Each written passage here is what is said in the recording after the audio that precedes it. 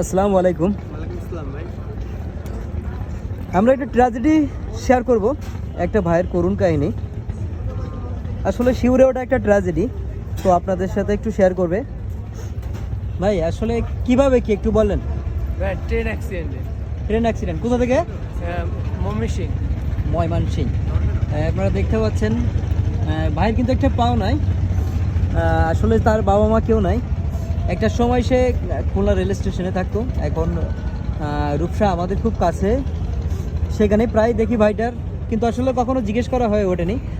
তাই তার এই যে ট্র্যাজেডি একটা অভিজ্ঞতা বা ট্র্যাজেডির যেটাই বলেন আপনারা, সেটা আপনারা একটু শেয়ার করবো যে কীভাবে হয়েছিল ঘটনাটি।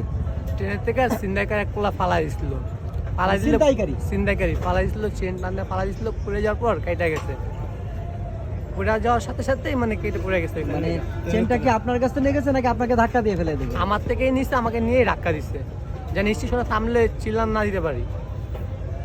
যাই হোক, তাকে নিজেকে রক্ষা করতেই সে কিন্তু তাকে বিপদে ফেলে দিয়েই চলে যায়। আচ্ছা ভাই, আপনার নাম কি? মোহাম্মদ রমজান। মোহাম্মদ রমজান। আপনি এখন কোথায় থাকেন?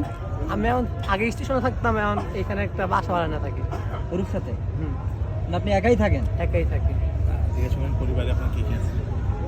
যাই হোক, আমি প্রথমেই বলেছি যে একটা ট্র্যাজেডি কাহিনী। যিনি এক ভাই, সে কিন্তু আসলে একাই থাকে, যে আসলে তার পরিবার থেকে তিনি কতদিন আলাদা বা কত বয়স থেকে আলাদা আমরা আসলে সেটা জানবো। ভাই, আপনার পরিবারে কে কে আছে? আমার পরিবারে কেউই নেই। আব্বু মারা গেছে 2015 সালে 1 তারিখে, আর আম্মু ছোটবেলাতে দেখি নেই। যাই হোক, তার আবু মারা যায় 15 সালে। তার আগেই সে 14 সালে কিন্তু আসলে তিনি অ্যাক্সিডেন্টে পার্টি হারায়। তারপরে খুলনা কিভাবে আসলেন ভাই? ভাই খুলনা হইলো আমার আব্বুর কবর হলো শিরামুনিতে, আর আমি তো থাকি স্টেশনে, মাঝে মাঝে জিরত করতে যাই।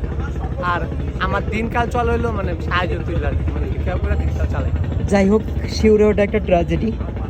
আসলে আমার নিজেরই শুনতে খুব কষ্ট হলেও আসলে এটা একটু শেয়ার করার দরকার ছিল সবার সাথে। আসলে আপনারা জানেন, এই ভাই কিন্তু আসলে অন্যের সাহায্যে নিয়েই কিন্তু আসলে চলতে হয়, তার জীবিকা নির্বাহ করতে হয়।